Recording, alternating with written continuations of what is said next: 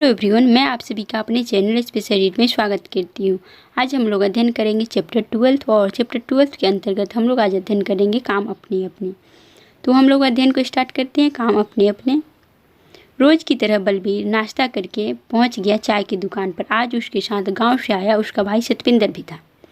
चाय वाले ने चाय पकड़ाते हुए कहा, लो अखबार भी पढ़ो। आप यहाँ दिन भर समय कैसे काटते हो? बैठे बैठे उब नहीं जाते? सतविंदर ने पूछा। अरे समय तो यूँ निकल जाता है, पता ही नहीं चलता। वहाँ देखो, बच्चों को रोज़ की तरह स्कूल पहुँचने में देर हो गई है, भाग रहे हैं सब। वह मैडम भी आज देर से आई है। अरे लगता है उसकी सैंडल टूट गई है, अब जा रही है जग्गू भाई के पास सैंडल ठीक करवाने। अच्छा है, जग्गू की सुबह सुबह कमाई हो गई। वहाँ चंपा बैठी अपनी फूलों की टोकरी से जाकर पोस्ट ऑफिस में काम करने वाली मैडम रोज़ सुबह उससे फूल खरीदती है। ट्रक में सामान आ रहा है। मकान का काम फिर से शुरू हो गया है। मजदूर फिर से दिन भर काम में लगे रहेंगे। उधर अस्पताल की तरफ देखो, डॉक्टर और नर्स साथ साथ आ रहे हैं। उधर रामुल्लू को देखो, फल के ठेले के साथ आजकल वह चिन्नम्मा को भी अपने साथ काम पर लाता है। चिन्नम्मा दौड़कर फल पहुंचाती है, पैसे इकट्ठे करती है। वहाँ नानू नाई अपनी दुकान खोलकर हजामत करने के लिए तैयार बैठा है। पर किसकी करे हजामत? चौराहे के बीच खड़ा है इकबाल सिंह, जो दिन भर सीटी बजाता है। पी, ये गाड़ी इधर से निकालो, सुना नहीं, ठेला इधर से। इतना कहकर बलबीर ने चाय का खाली कप रखा और चल दिया पास की दुकान की तरफ। घर का काम। दीपाली भी ऐसी ही एक लड़की है जो स्कूल नहीं जाती। आओ उसके बारे में अब हम लोग जानते हैं। दीपाली अपने भाई बहनों में सबसे बड़ी है। उसके पिताजी सब्जी की रेहड़ी लगाते हैं। वे सुबह 4 बजे ही मंडी चले जाते हैं। उसकी माँ लोगों के घर बर्तन साफ करती है, वह भी सुबह जल्दी घर से चली जाती है।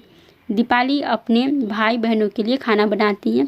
घर की सफाई के साथ साथ वह बर्तन भी मांजती है। उसे रेडियो सुनने का बहुत शौक है। काम करते समय वह साथ साथ गाने भी सुनती रहती है। काम खत्म करके वह अपने छोटे भाई राजू को पिताजी की रेहड़ी पर छोड़ती है। फिर अपनी छोटी बहन सुमन और शीला को स्कूल ले जाती है। उसके बाद दीपाली अपनी माँ के साथ काम में हाथ बटाती है। दोपहर को वह अपने भाई बहनों को घर लाती है। शाम को वह सभी बच्चों के साथ गली में खेलती है। शाम ढलने पर उसकी माँ घर आती है। दीपाली खाना पकाने में माँ की मदद करती है। उसके पिताजी देर रात को ही घर लौटते हैं। दीपाली रात को बिस्तर पर लेटकर अपनी बहनों की स्कूल की किताबें पढ़ती है। वह भी तो तीसरी कक्षा तक पढ़ी है। 3 साल पहले जब उसका छोटा भाई पैदा हुआ, तब से दीपाली को घर पर रहना पड़ा उसका ध्यान रखने के लिए। वो फिर आगे नहीं पढ़ पाई। दीपाली को लगता है कि किताबें पढ़ने से उसकी दिन भर की थकावट दूर हो जाती है। शायद आज भी उसे मौका मिले तो वह स्कूल जाना चाहेगी। अब दीपाली ने स्कूल में दाखिला वापस ले लिया है।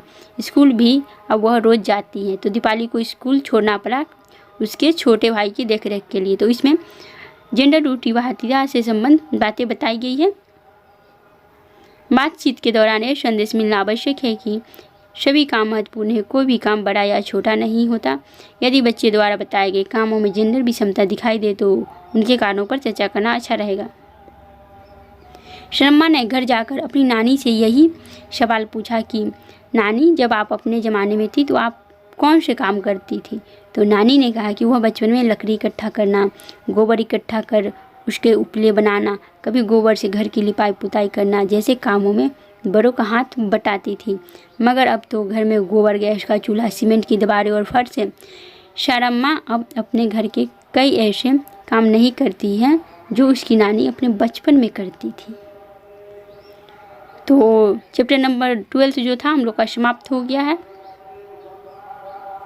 वीडियो पसंद आया आप लोगों को तो लाइक और चैनल को सब्सक्राइब अवश्य कर लीजिएगा, जिससे आप लोगों को नोटिफिकेशन मिलता रहे।